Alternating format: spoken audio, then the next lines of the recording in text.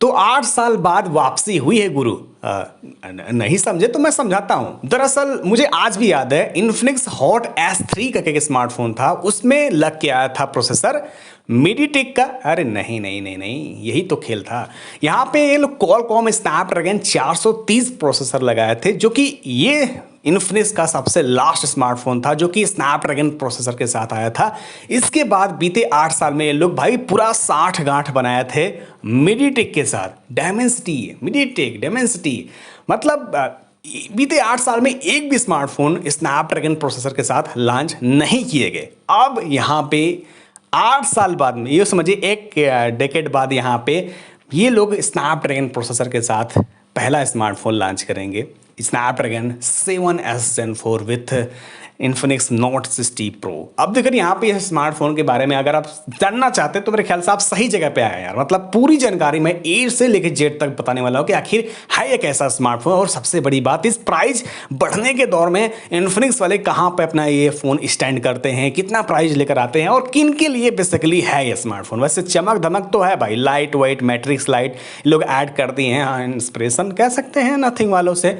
मतलब हर एक जगह पर अगर मैं डिजाइन वाइज बात करूं इस स्मार्टफोन को, तो यार मतलब कहीं से ये लोग कॉपी किए हैं। आप उठा के देख लीजिए, पीछे के साइड से जो डिजाइन है वो आप समझिए कुछ याद दिलाता होगा आपको एप्पल की, लेकिन जो कैमरा आइलैंड है वो आपको याद दिलाएगा नथिंग फोन 4a प्रो की। लेकिन यहाँ पे नथिंग वालों से भी बढ़िया आपको चीजें देखने को मिल जाती है इस प्राइस सेगमेंट में। मैं आपको वो सारी चीजें समझा दूंगा। तो यहाँ पे डिजाइन वाइज मैं एक वर्ड में कहना चाहूंगा, nothing phone 4a pro inspired यहाँ पे ये डिजाइन मिलता है। मैं कहूंगा बहुत अच्छा है, स्लिम फोन मिलता है। और अच्छी बात यह है कि मेटल का फ्रेम और मेटल का बैक पैनल भी मिलेगा, यानी एल्यूमिनियम का।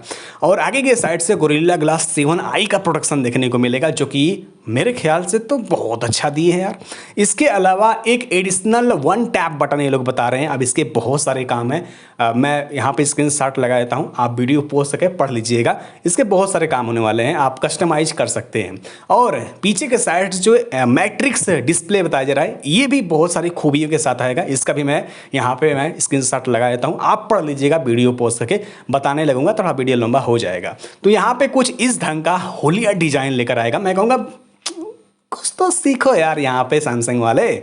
नहीं बनाया जाता है अपने से तो कुछ इंस्पिरेशन लिया जा सकता है भाई। देखिए यहाँ पर डिजाइन मुझे पर्सनली पसंद आया, और आगे की साइड से भी मुझे बहुत अच्छा लगा। मतलब फ्लैट डिस्प्ले है, और जो बीजल्स वगैरह है ना, जो खासतौर से चीन है ना, वो एकदम सिमेट्रिकल लेके आता है, यूनिवर्सल लेके आता है, जो काफ़ी देखने में अति सुंदर है। फ़ोन का साइज बहुत बड़ा होने वाला है, 6.7 इंच का डिस्प्ले, 6.78 इंचेस है, तो आप समझिए साइज एब्सोल्युटली बड़ा होगा। तो डिस्प्ले मेरे ख्याल से बहुत बड़ा, एक 1.5K रेजोल्यूशन लेकर आएगा। बाकी 144 हर्ट्ज जो है इस रिफ्रेश रेट लेकर आता है डिस्प्ले। और रही बात चमक की, तो 4500 निट्स जो है आसपास होने वाला है पीक वाली, और 1700 के करीब यहाँ पे SBM निकल के आ रहा है। तो मेरे ख्याल से बहुत ही ब्राइट है।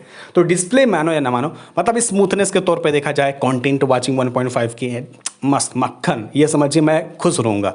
रही बात यहाँ पर जो अब इसके पोर्ट्स और बटन्स का हालचाल, तो जैसे मैंने कहा यहाँ कि आपको वो 1 टैप बटन मिलेगा, ड्यूअल इनो SIM slot, studio speaker, under display fingerprint scanner, optical वाला, ये सारी चीज़ें देखने को मिलेंगी। और IR सेंसर भी देखने को मिलेगा, बहुत अच्छी बात है। और रही बात मेरे बारे में समझने का तरीका, या फिर कुछ भी आपको पसंद आ रहा तो प्लीज़ यार चैनल सब्सक्राइब कीजिएगा, बेल आइकन जरूर दबाइएगा। अब प्रोसेसर की बात करते हैं, स्नैपड्रैगन 7S Gen 4। तो अगर मैं इस प्रोसेसर को मैं अगर नाप तोलूं, तो यहाँ पे आप फ्री फायर वगैरह बढ़िया आराम से खेल सकते हैं। आप गेमिंग की बात की जाए, BGMI COD मोबाइल वगैरह, तो वो भी कर सकते हैं लोअर सेटिंग में। बाकी इस प्रोसेसर से आप हैवी गेम की ज़्यादा उम्मीद मत रखिएगा। बाकी रह गई मल्टीटास्किंग की, तो आप एक टाइम पे आप 5 से 6 यानी इवन 10 से 12 जगह पे मुंह मार सकते हैं। मेरा मतलब कि 10 से 12 एप्लीकेशन साथ चला सकते हैं, बहुत अच्छी है। तो यहाँ पे प्रोसेसर मैं कहूँगा कैजुअल टाइप है, ज़्यादा उम्मीद मत रखिएगा। प्राइस के हिसाब से बढ़िया मिल रहा है।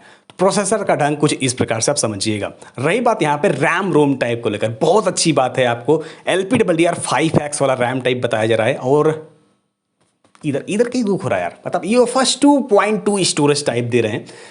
अब ये हो सकता है कि 128 GB से स्टार्टिंग कर रही है, ऐसा हो सकता है। अब ये UFS 2.2 2026 में तो शोभा नहीं देता, और इस प्राइस सेगमेंट में तो बिल्कुल भी नहीं। हम आशा करते हैं इन्फिनिक्स वालों से कि यूएफएस 3.1 से शुरुआत करें। वैसे ये मैंने बताया लीक्स था, यूएफएस 3.1 अगर होगा तो बहुत मजा आएगा। तो यहाँ पे कुछ इस ढंग रही बात, यहाँ पे जो है इसके ओएस और ओएस अपडेट पॉलिसी बहुत अच्छी बात है भाई। इन्फिनिक्स वाले सीख तो रहे हैं लेकिन लेट लपेट देते हैं, लेकिन उतना भी अच्छी बात नहीं है अभी के टाइम पे इन्फिनिक्स वाले को ओएस अपडेट पॉलिसी को लेकर। वादा काफ़ी अच्छा करते हैं। 3 साल का यहाँ पे अपडेट मिलेगा आपको, 5 साल का सिक्योरिटी पैच अपडेट और XOS मिलेगा। और भाई XOS में बहुत सारे सुधार हो चुके हैं, मैं तारीफ करूंगा इन्फिनिक्स का। और भाई AI फीचर्स की कमी कटौती नहीं की जाएगी, बहुत सारे AI फीचर्स आपको हर जगह पे अवेलेबल मिलेंगे। रही बात यहाँ पे सर्कल टू सर्च, जिसको भाई सैमसंग वाले लेकर चिल्ला चिल्ला कर बताते हैं हमारे फ़ोन में सर्कल टू सर्च नहीं भाई, इन्फिनिक्स वाले कहते हैं हम लोग दे देते हैं भाई, 10-12 हज़ार स्मार्टफोन में ये लोग दे देते हैं। बाय द वे यहाँ पे कुल मिला जुला के कहना है कि हाँ XOS पहले से रिफाइन हो चुका है, बेहतर हो चुका है और आपको रिच फीचर्स मिलने वाले हैं और बहुत सारे कस्टमाइजेशन और ऊपर से 1 टैप बटन मैंने बताया ना, वो आपको मतलब यूँ कहूँ तो भर भर के कस्टमाइजेशन आपको देखने को मिलेंगे XOS में। और बस एक बात है कि ये लोग सही टाइम पर अपडेट दे दें। और रही बात यहाँ पर जो इसके बैटरी पैक और चार्जर, फ़ोन का साइज जो है काफ़ी बड़ा है, 201 ग्राम का फ़ोन है, उसके हिसाब से 6500 mAh की बड़ी बैटरी बताई जा रही है। मैं कहूँगा कि थोड़ा सैमसंग वाला सीखें, 5000 mAh का बड़ी बैटरी नहीं कहा जा सकता भाई। यहाँ पे 6500 mAh की बैटरी निकल के आ रही है, 90 वाट का जो है चार्जर बॉक्स में। मैंने कहा ना नथिंग से कैसे बेटर है इन्फिनिक्स नोट 60 प्रो, क्योंकि भाई चार्जर बॉक्स में मिलता है यार। मतलब आप समझिए, ये नहीं कि कोई चोचलापन नहीं कि भैया इन्वायरमेंट का ख्याल रखना है और हम चार्जर बनाएंगे लेकिन आपको अलग से बेचेंगे, हमें इन्वायरमेंट का नहीं, वो आपको इन्वायरमेंट का ख्याल रखना है, कस्टमर का ख्याल रखना है।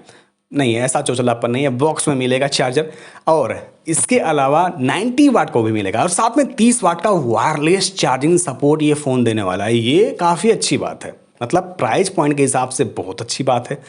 इस प्राइस तोड़ने में बहुत सारे स्मार्टफोन नाम भी नहीं लेते यार वायरलेस चार्जिंग का। और इसके अलावा अगर मैं और डीप में जाऊँ तो 5 वाट का रिवर्स वायरलेस चार्जिंग ये सपोर्ट अनदर डिवाइस को देने वाला है और 7.5 वाट तक ये रिवर्स वायर्ड चार्जिंग सपोर्ट देने वाला है अनदर डिवाइस को। तो ये कुछ खूबियाँ और बाईपास चार्जिंग भी लेकर आता है। तो यहाँ पे मेरे ख्याल से सारी वो टेक्नोलॉजी का, सारी वो शक्तियों का इस्तेमाल किया गया है इस बैटरी सेक्शन में, इस इन्फिनिक्स नोट 60 प्रो में। तो मेरे ख्याल से मैं यहाँ पे ब्लू टिक लगा दूंगा। रही बात यहाँ पर जो कैमरा सिस्टम पे लेकर, मैं यहाँ से थोड़ा सा निराश हो सकता हूँ। देखिए यार, यहाँ पे देखने में तो काफ़ी मतलब बड़ा बड़ा लंबा लंबा चौड़ा चौड़ा यहाँ पे कैमरा सेंसर दिखाई दे रहे हैं, बट है ये 2 ही, मतलब 50 megapixel plus OIS unnamed sensor अभी के टाइम पे मैं बता रहा हूँ, और एक 8 मेगापिक्सल का अल्ट्रा वाइड मिलेगा और आगे के साइड से 13 मेगापिक्सल और आगे और पीछे दोनों साइड से आप 4K 30 FPS में रिकॉर्डिंग कर सकते हैं। ये अच्छी बात है। तो मेरे ख्याल से यहाँ पे कैमरा आप जानते होंगे उतना अच्छा निकल के नहीं आता है इन्फिनिक्स का, बट कुछ बेहतर देने का प्रयास किया जाएगा। AI के नाम पे भी कुछ अलग चीज़ घुसेड़ा जाएगा। तो मैं कहूँगा कि कैमरा से थोड़ा सा आप होपलेस हो जाएंगे, बाकी ये फ़ोन और सारी चीज़ों में बेहतर चीज़ लेकर आता है। IP रेटिंग 64 वाली निकल के आ रही है, ये यहाँ पे भाई नथिंग वाले को कॉपी किया, नहीं मतलब बेटर दिया जा सकता था बाय द वे। और BT वर्जन 5.4 Wi-Fi 6 NFC के साथ ये फ़ोन देखने को मिलेगा, USB जनरेशन 2.0। पूरी जानकारी मेरे ख्याल से इस फ़ोन के बारे में हो चुकी है। कोई और छूटा वगैरह तो कमेंट बॉक्स में पूछ सकते हैं। अब हम इस फ़ोन को डिस्कस करते हैं कि आखिर है किसके लिए ये स्मार्टफोन। देखिए, मैं कहूँगा ये स्मार्टफोन उनके लिए है जो काफ़ी बड़ी बैटरी चाहते हैं, एक फ्लैग मारना चाहते हैं अपने दोस्तों के बीच में बढ़िया सा, उनके लिए स्मार्टफोन बेटर बन सकता है और बढ़िया कंटेंट देखना चाहते हैं और प्रोसेसर में मल्टीटास्किंग वगैरह बहुत ज़्यादा करना चाहते हैं। एक सेकेंडरी स्मार्टफोन के तौर पे देखना है, अगर आप अमीर हैं तो आप इस स्मार्टफोन की तरफ देख सकते हैं। कैमरा मैं कहूँगा उतना आप सुकून नहीं ले पाएंगे, मैं खुले दिल से कहूँगा।